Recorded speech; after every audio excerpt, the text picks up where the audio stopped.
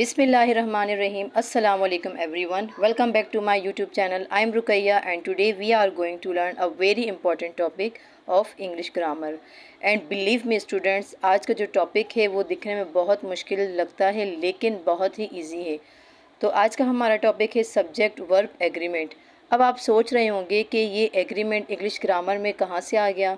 Don't worry, आज मैं आपको सब्जेक्ट वर्ब एग्रीमेंट एक ऐसी सिंपल स्टोरी से समझाऊंगी फिर आपको कभी भी कन्फ्यूजन नहीं होगी। So let's start our lesson. First, what is a subject. सबसे पहले एक बहुत ही बेसिक क्वेश्चन देखते हैं कि सब्जेक्ट होता क्या है। सब्जेक्ट मीन्स वो पर्सन, एनिमल या प्लेस या फिर थिंग जिस सेंटेंस में काम करता है या फिर जिसके बारे में हम बात कर रहे होते हैं। For example, Ali place cricket. अब बताएं यहाँ क्रिकेट कौन खेल रहा है, अली खेल रहा है, तो सो अली इज़ द सब्जेक्ट। एक और अगर एग्जांपल देखें, द कैट इज़ स्लीपिंग, तो कौन सो रही है, the cat, so the cat is the subject. और अगर मैं कहूँ माई मदर इज़ कुकिंग, कौन कुकिंग कर रही है, my mother, so my mother is the subject. बस एक आसान सवाल पूछें कि हु और what are we talking about, जो आंसर आए तो वो अक्सर सब्जेक्ट ही होता है। Okay, now what is subject verb agreement. अब हम देखते हैं कि सब्जेक्ट वर्ब एग्रीमेंट क्या होता है। अब असल कॉन्सेप्ट आता है, लफ्ज़ एग्रीमेंट का मतलब क्या है, मैच करना या फिर एक दूसरे के मुताबिक होना। तो सब्जेक्ट वर्ब एग्रीमेंट का मतलब है होना चाहिए कि सब्जेक्ट और वर्ब जो है वो आपस में मैच होने चाहिए। यानी अगर सब्जेक्ट एक शख्स या एक चीज़ है तो उसके साथ जो वर्ब भी है वो सिंगुलर आएगा, ठीक है। और अगर सब्जेक्ट एक से ज़्यादा है तो जो वर्ब है वो प्लूरल आएगा। बहुत ही आसान अल्फाज में अगर सब्जेक्ट और वर्ब की आपस में दोस्ती होनी चाहिए तो अगर सिंगुलर वर्ब है तो वर्ब भी इसके साथ सही फॉर्म में आएगा। अगर सब्जेक्ट प्लूरल है तो वर्ब भी उसके मुताबिक आएगा। Let's imagine a classroom. चलें एक क्लासरूम इमेजिन करते हैं कि एक बॉय जो है वो क्लासरूम में खड़ा है, ठीक है। मैं पूछती हूँ व्हाट डज़ ही डू, वो कहता है आई प्ले फुटबॉल। अब अगर मैं कहूँ ही प्ले फुटबॉल तो सेंटेंस थोड़ा गलत लगता है ना। क्यों? क्योंकि आपने पहले पढ़ लिया है। अब आगे आपको और क्लियर हो जाएगा कि क्यों कि सेंटेंस गलत है। जो करेक्ट सेंटेंस है वो होगा ही प्लेस फुटबॉल, ठीक है। ही शी इट के साथ हमेशा वर्ब के साथ एस और ई एस आता है। ये आपने याद रखना और शायद आपको याद भी है क्योंकि ही सिंगुलर है, इसीलिए प्रेजेंट सिंपल में वर्ब के साथ एस आएगा, ही प्लेस हो जाएगा। ओके, अब अगर प्लूरल की बात करें कि दे प्ले, अगर हम कहें दे प्लेस तो ये भी गलत होगा। तो यही है सब्जेक्ट वर्ब एग्रीमेंट। अब हम इसकी एग्जाम्पल की तरफ आएंगे, कुछ एग्जाम्पल्स देख लेते हैं। अब आप अपने नोटबुक में ये नोट कर, जो सिंगुलर सब्जेक्ट है उसके साथ जो है वो सिंगुलर वर्ब आएगा, ठीक है। और जो प्लूरल सब्जेक्ट है उसके साथ प्लूरल वर्ब आएगा। एग्जाम्पल्स अगर हम समझें, he plays cricket, the girl is happy. अब ये दोनों जो सब्जेक्ट हैं वो सिंगुलर हैं। अब अगर प्लूरल की बात करें, they play cricket, the boys are happy. Okay, अब हम रूल्स देखते हैं, basic rules of subject verb agreement के। रूल नंबर 1 है कि अगर सिंगुलर सब्जेक्ट है तो सिंगुलर वर्ब आएगा, ठीक है। अगर सब्जेक्ट एक है तो वर्ब भी उसके मुताबिक सिंगुलर फॉर्म में आएगा। For example, the boy plays football. अब यहाँ पर द बॉय, एक बॉय की बात हो रही है ना, मीन्स सिंगुलर सब्जेक्ट है तो इसीलिए प्लेज आएगा। एक और एग्जांपल अगर हम देखें, द गर्ल इज़ हैप्पी। अब यहाँ पर देखें गर्ल एक की बात हो रही है तो यहाँ पर इज़ आएगा। ओके, रूल नंबर 2 अगर देखें, प्लूरल सब्जेक्ट के साथ प्लूरल वर्ब आएगा। अगर सब्जेक्ट एक से ज़्यादा है तो वहाँ पर प्लूरल वर्ब आएगा। For example, the boy play football. अब यहाँ पर एक से ज़्यादा बॉयज़ है ना, बॉयज़ की बात हो रही है, द बॉयज़ प्ले फुटबॉल, तो इसलिए यहाँ पर प्ले आएगा। अब सेकंड एग्जांपल अगर देखें, द गर्ल्स आर हैप्पी। अब यहाँ पर ज़्यादा गर्ल्स की बात हो रही है, प्लूरल है तो यहाँ पर आर आएगा। वेरी इंपॉर्टेंट पॉइंट, अब यहाँ एक बात बहुत केयरफुली समझें कि जो प्रेजेंट इंडेफिनिट होता है, ही शी इट, इस के साथ वर्ब की फॉर्म के साथ एस और ई एस लगता है।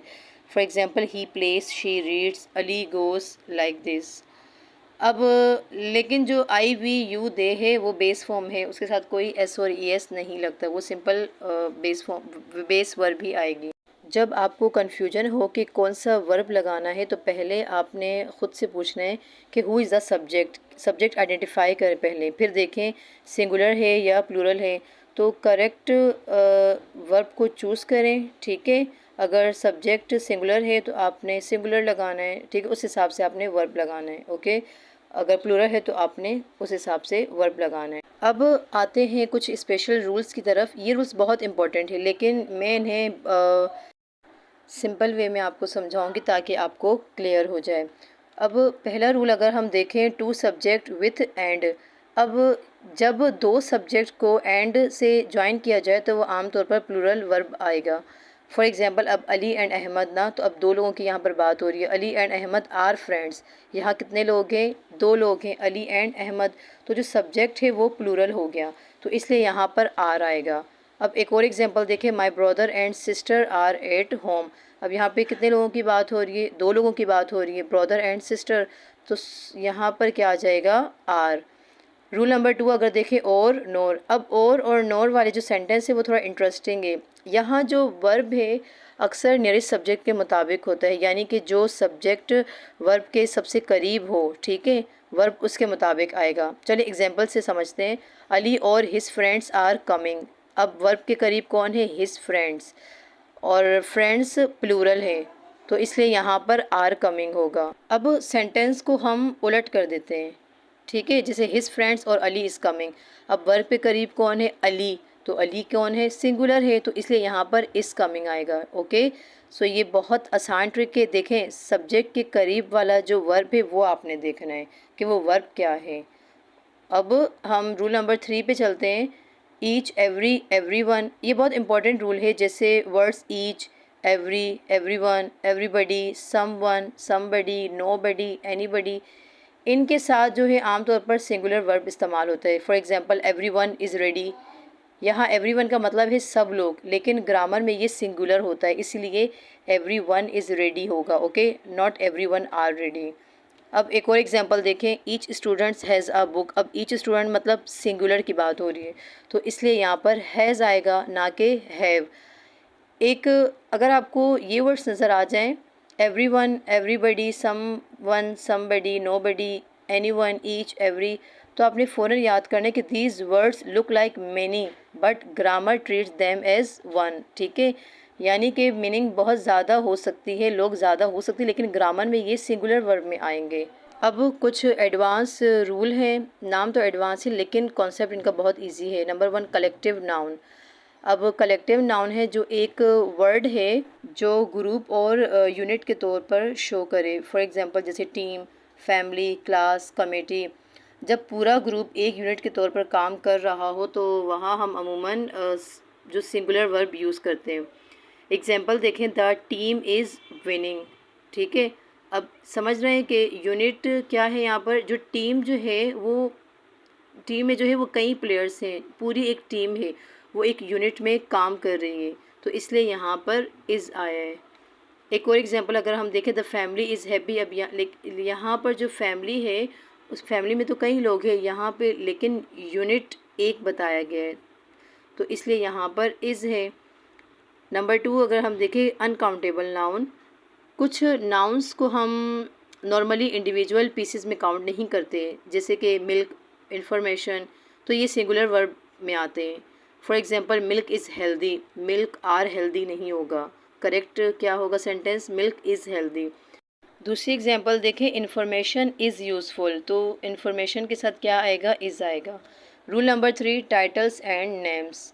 अब सब्जेक्ट या फिर टाइटल जो होता है वो दिखने में तो प्लूरल लगता है, लेकिन वो सिर्फ बुक टाइटल या फिर सब्जेक्ट का नाम होता है, तो इसलिए वहाँ पर हम सिंगुलर वर्ब लेते हैं। जैसे एग्जांपल से अगर हम समझें, mathematics is difficult.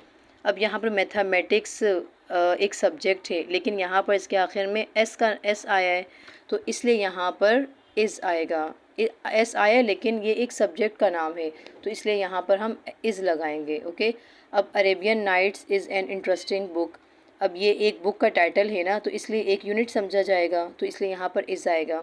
Rule number 4, time, money and distance. बहुत इंटरेस्टिंग रूल है कि जब टाइम, मनी या डिस्टेंस को आप एक कंप्लीट अमाउंट या एक यूनिट के तौर पर कंसिडर किया जाए तो यहाँ पर सिंगुलर वर्ब आ सकता है। For example 10 kilometres is a long distance. अब यहाँ हम 10 किलोमीटर्स को एक टोटल डिस्टेंस के तौर पर देख रहे हैं ना, तो इसलिए यहाँ पर इज़ आएगा। इसी तरह 5 years is a long time, यहाँ 5 ईयर्स को एक कंप्लीट पीरियड समझा गया है, सो यहाँ पर भी इज़ आएगा। 1000 रुपीज़ इज़ इनफ, अब यहाँ 1000 रुपीज़ को एक टोटल अमाउंट समझ रहे हैं, तो यहाँ पर भी इज़ आएगा। अब कुछ कॉमन मिस्टेक्स देखते हैं। अक्सर स्टूडेंट्स मिस्टेक करते हैं सेंटेंस में, जैसे कि ही गो टू स्कूल, ये गलत है, ही सिंगुलर है, ठीक है। तो अब इसके साथ वर्ब के साथ एस और ई एस आएगा, तो ये ही गोज़ टू स्कूल होगा। अब दे गोज़ टू स्कूल, ये प्लूरल है दे, तो फिर ये गलत हो जाएगा, तो फिर यहाँ पर बेस फॉर्म आएगी दे गो टू स्कूल। इसी तरह आपने बाकी सेंटेंस भी देखने हैं कि स्टूडेंट अक्सर इसमें गलती कर लेते हैं, तो आपने सब्जेक्ट को देखना है और उसी के हिसाब से आपने वर्ब लगाना है। Okay, now it's your turn. अब मैं आपको कुछ सेंटेंस देती हूँ, आप पहले खुद आंसर देखें, ठीक है, आंसर को सोचें, don't look at the answer immediately. Ready? So question number 1, she dash to school every day. तो आपने सोचना है कि इसका आंसर क्या होगा और फिर आपने बताना है कमेंट में। और इसी तरह आपको और भी क्वेश्चंस दिए हुए, इन सारे क्वेश्चंस को आपने सॉल्व करना है, प्रैक्टिस करनी है, ताकि आपकी इंग्लिश ग्रामर की प्रैक्टिस साथ साथ हो जाए। मेरी कोशिश थी कि मैं आपको बहुत ही सिंपल और आसान अल्फाज में आपको समझा सकूं। That's all for today. अगर आज का लेक्चर आपको हेल्पफुल रहा है तो वीडियो को ज़रूर लाइक करें, अपने फ्रेंड्स के साथ शेयर करें, और इंग्लिश ग्रामर की ऐसे ही सिंपल और इजी लेक्चर के लिए हमारे चैनल को ज़रूर सब्सक्राइब करें। Thank you so much for watching. अल्लाह हाफिज़।